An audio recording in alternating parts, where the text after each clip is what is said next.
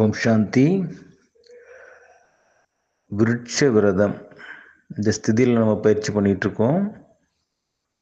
நாளைக்கான 21ஆம் நாள் குறிப்பு.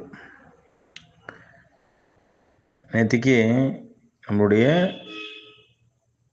குறைகள், பலகீனங்கள் இதெல்லாம் நம்மள்ட்ட இருந்து போகணும்னா யோக அக்னியில் இதெல்லாம் நம்ம எரிச்சிடணும் அப்படின்னு சொல்லியிருந்தேன். பாபா இன்னைக்கு என்ன குறிப்பு கொடுக்குறாங்கன்னா, நான் உங்களுடனே இருப்பேன் அப்படிங்கிறார். நான் எப்பயும் உங்களை விட்டு பிரிய மாட்டேன், நான் உங்கள் கூடவே இருப்பேன் அப்படின்னு பாபா நமக்கு சொல்கிறாங்க.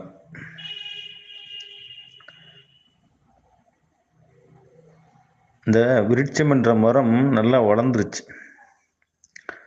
விருட்சம் என்ற மரம் நல்லா வளர்ந்துருக்கு. அதில் நிறைய புழு பூச்சிகள்லாம் தான் வருது. அதை நான் தவிர்க்க முடியல. அதுவும் வளர்ந்துக்கிட்டு அப்போ நான் அதை அழிச்சாகணும்னா என்ன பண்ணணும்?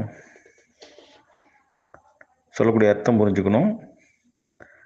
அப்போ புழு பூச்சிகள் வரும்போது அதை நான் அழிக்கணும்னு என்ன பண்ணுறது? நல்ல விஷயங்களை நான் சேர்க்கணும். அப்போ நான் நிறைய விருட்சம் பெருசாக வளர்ந்துருச்சுன்னா நிறைய பறவைகள் வரும். நிறைய பறவைகள் வந்துச்சுன்னா புழு பூச்சியெல்லாம் வச்சுக்குமா, அது சாப்பிட்ரும். அப்போ என்னுடைய நல்ல விஷயங்களை நான் அதிகரிக்க என்னிடம் உள்ள கெட்டவைகள் நீக்கப்பட்டுவிடும். அப்போ நான் நல்ல விஷயங்களை அதிகமாக்குறதுக்கு தான் பாபா என்ன பண்ணுறது? நான் அவங்க கூடவே இருக்கேன் குழந்தை அப்படிங்கிறாங்க. ஓகேங்களா? அப்போ நல்ல விஷயங்கள் எவ்வளோக்கு எவ்வளோ அதிகப்படுத்துகிறோமோ கெட்ட விஷயங்கள் காணாமல் போய்விடும்.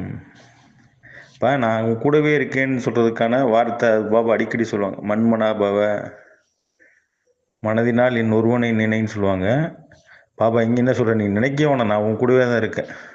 நீ நினைக்கணும்னா ஃபஸ்ட்டு உன்னை நீ நினைக்கும் போது உன் உள்ளத்தில் நான் வந்து விடுவேன். மனதினால் என் ஒருவனை நினை. மண்பனாபவ அப்படின்னா மனதினால் என் ஒருவனை நினை. மனதினால் என் உள்ளத்தில் என்னை நினைக்கும் போது நான் உன் உள்ளத்தில் வந்து விடுவேன். அர்த்தம் புரிஞ்சுக்கணும். ஓகேங்களா? நான் ஃபஸ்ட்டு எப்படி இருக்கேன்னு எனக்கு தெரியணும். இந்த தேகம் வந்து பஞ்ச தத்துவங்களால் ஆனது, 5 தத்துவங்களால் ஆனது. ஆத்மா எப்படிப்பட்டது, சூட்சும சக்தி எதனால் ஆனதுன்னு யாருக்குமே தெரியல. கடவுளும் அப்படிதான். அவருடைய சக்திகள் வடிவம் எப்படின்னு தெரியல. அதை நான் உணரும்போது அந்த சக்திகள் நான் சூட்சுமமாக தான் உணர முடியுது. அந்த சக்திகள் நான் சூட்சுமமாக உணரும் போது நான் எப்படியோ அப்படிதான் தந்தை. இது நான் ஆழமாக உள்ள வச்சுக்கணும். அதனால தான் பாபா சொல்கிறாங்க, என் ஒருவனை என் உள்ளத்தில் நான் என்னை நினைக்கும் போது உன் உள்ளத்தில் நான் வந்து விடுவேன். ஆழம் புரிஞ்சுக்கணும். அப்போ என்ன ஆகும்? ஆட்டோமேட்டிக்காக பாபா அடிக்கடி சொல்லுவாங்களா, பாஸ் வித் ஆனர்னுவாங்க. ஆட்டோமேட்டிக்காக இது மாதிரி நினைக்கும் போது நம்ம ஆட்டோமேட்டிக்காக பாஸ் ஆகிடும். நம்ம எண்ணங்கள் வந்து ரொம்பவும் லேசான தன்மையோடு இருக்கும். ஞானம், யோகம், தாரணை, சேவை நாலுமே ரொம்பவும் ஒரே நிலையில் தெளிவாக, தூய்மையாக, அன்பாக, அழகாக இருக்கும். அதாவது வரவங்களுக்கு அவங்களுடைய குறைகள் நீக்கப்படும். நம் மூலமாக இறைவன் வந்து நம்ம மூலமாக ஒவ்வொருத்தருடைய குறைகளை நீக்குவார். ஏன்னா நம்ம உலக சேவாதாரிகள் இல்லையா? இந்த மரமே, விருட்சம் என்ற மரமே பிறருக்கு நிழல் தருவதும், பிறருக்கு குளுமை தருவதும், பிறருக்கு வள்ளலாக இருப்பதும் தானே இந்த மரத்தினுடைய இயல்பு. அப்போ நம்மளும் வள்ளல் குழந்தைங்க தானே. மற்றவர்களுக்கு குளிர்விக்கும் தன்மை கொண்டவர்கள் தானே. மற்றவர்களுக்கு நன்மை செய்யக்கூடிய கல்யாணகாரி தானே. இப்போ பாபா எப்படி கல்யாணகாரியோ அதே போல தான் நான்.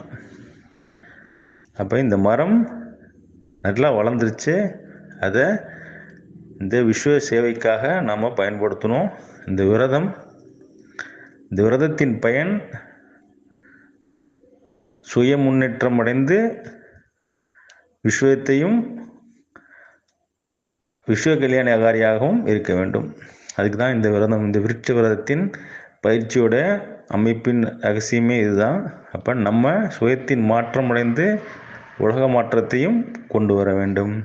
இந்த மரம் பெருசாக வளரும்போது பலருக்கும் நன்மை கிடைக்கும், நமக்கும் நன்மை கிடைக்கும். நல்லது. ஓம் சாந்தி.